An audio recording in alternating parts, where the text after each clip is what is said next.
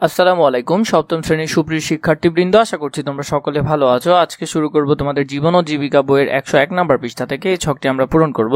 মূল ভিডিওতে যাওয়ার আগে আপনাদের সকলের কাছে অনুরোধ থাকবে আমাদের যে আরো অন্যান্য চ্যানেলগুলো রয়েছে ওই চ্যানেলগুলোকে সাবস্ক্রাইব করে দেওয়া। সমস্যা 1-এর যে রিডিংগুলো রয়েছে এগুলো তোমরা পড়ে নিবে। আমরা উত্তরে চলে যাই সরাসরি। চলো শুরু করি। সম্ভাব্য উদ্বেগ। আগ্রহ নিয়ে উভয়ে কথা শোনা। পড়াশোনা বন্ধ করে দিলে তার প্রভাব কি হতে পারে তা নিয়ে আলোচনা করা। শিপ্রার আচরণ কিভাবে পরিবর্তন করা যায়, মা কিভাবে শিপ্রাকে সহযোগিতা করতে পারেন ইত্যাদি। উত্তরটি দেখে নাও। আগ্রহ নিয়ে উভয়ের কথা শোনা, এটি যদি তোমাদের ঝাপসা দেখা যায় তাহলে তোমরা তোমাদের ভিডিও রেজুলেশনটি বাড়িয়ে নিবে, তাহলে দেখবে ফুল ক্লিয়ার দেখা যাচ্ছে। আগ্রহ নিয়ে উভয়ের কথা শোনা, পড়াশোনা বন্ধ করে দিলে তার প্রভাব কি হতে পারে তা নিয়ে আলোচনা করা। শিপ্রার আচরণ কিভাবে পরিবর্তন করা যায়, মা কিভাবে শিপ্রাকে সহযোগিতা করতে পারেন ইত্যাদি। শিপ্রাকে যুক্তি সহকারে বোঝাবো যে কোনো অনুষ্ঠান যেতে বা বাড়িতে আসতে দেরি হলে তার মাকে আগে থেকে জানাবে।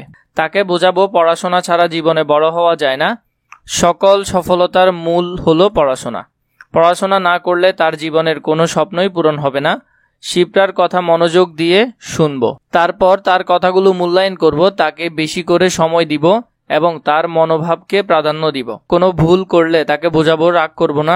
যুক্তিখণ্ডের মাধ্যমে তার ভুল সিদ্ধান্ত থেকে সরে আসতে সহযোগিতা করব। আজকে শুরু করব তোমাদের জীবন ও জীবিকা বইয়ের 102 নম্বর পৃষ্ঠার ছকটি। সমস্যার 2টি আমরা সমাধান করব। চলো শুরু করি। এখানে যে লেখাগুলো রয়েছে এগুলো তোমরা পড়ে নিবে। মূল ভিডিওতে যাওয়ার আগে আপনাদের সকলের কাছে অনুরোধ থাকবে আমাদের যে আরো অন্যান্য চ্যানেলগুলো রয়েছে ওই চ্যানেলগুলোকে সাবস্ক্রাইব করে দেওয়া। প্রতিবেশী হিসেবে এই পরিস্থিতিতে কিভাবে আমরা সজীব ও তার পরিবারকে সহায়তা করতে পারি। চলো আমরা উত্তরটি দেখে নিই। প্রতিবেশী হিসেবে এই পরিস্থিতিতে কিভাবে আমরা সজীব ও তার পরিবারকে সহায়তা করতে পারি। প্রথমে সজীবকে পড়াশোনার গুরুত্ব সম্পর্কে ধারণা দিব।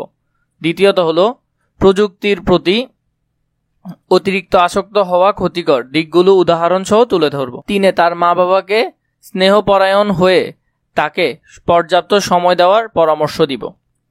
4 বিকেলে খেলাধুলা করার জন্য তার অংশগ্রহণ নিশ্চিত করব। 5 সময় পেলে তার বাসায় গিয়ে তার সাথে গল্প করব।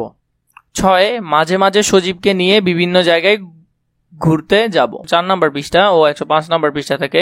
মূল ভিডিওতে যাওয়ার আগে আপনাদের সকলের কাছে অনুরোধ থাকবে আমাদের যে আরো অন্যান্য চ্যানেলগুলো রয়েছে ওই চ্যানেলগুলোকে সাবস্ক্রাইব করে দেওয়া। দুটি ছক এখন আমরা পূরণ করব। চলো শুরু করি। প্রথমে রয়েছে সজীব ও তার পরিবারের সঙ্গে কথোপকথন। মায়ের সাথে আলোচনা, সজীবের মায়ের সাথে আলোচনা। আমরা প্রতিবেশী বন্ধুর একজন সন্নিহিত শিক্ষক এবং প্রয়োজনে এলাকার গণ্যমান্য একজন মুরব্বী নিয়ে তার মায়ের সাথে কথা বলবো। তার কাছ থেকে সজীবের হঠাৎ পরিবর্তনের কারণ জানবো। এর পরবর্তী হলো বাবার সাথে আলোচনা। মায়ের সাথে কথা বলে সবাই মিলে ওর বাবাকেও সমানভাবে বোঝাবো। তাকে বলবো সন্তানকে যেন তিনি আরো একটু বেশি সময় দেন। পরিবারের সকলের সাথে সজীবের একটা বন্ধুত্বপূর্ণ সম্পর্ক থাকে এবং সজীবের পড়াশোনার বিষয় যেন আরো সচেতন থাকেন সেই বিষয়ে অনুরোধ করব। সজীবের সাথে আলোচনা। সবাই মিলে সজীবের বাবা মায়ের সাথে কথা বলা শেষ করে সজীবের কাছে যাব। হঠাৎ কেন তার এত পরিবর্তন হলো এই বিষয়ে ভালোভাবে জানবো এবং আবারও যেন সে পড়াশোনায় নিয়মিত হয় সেই বিষয়ে ভালোভাবে বোঝাবো।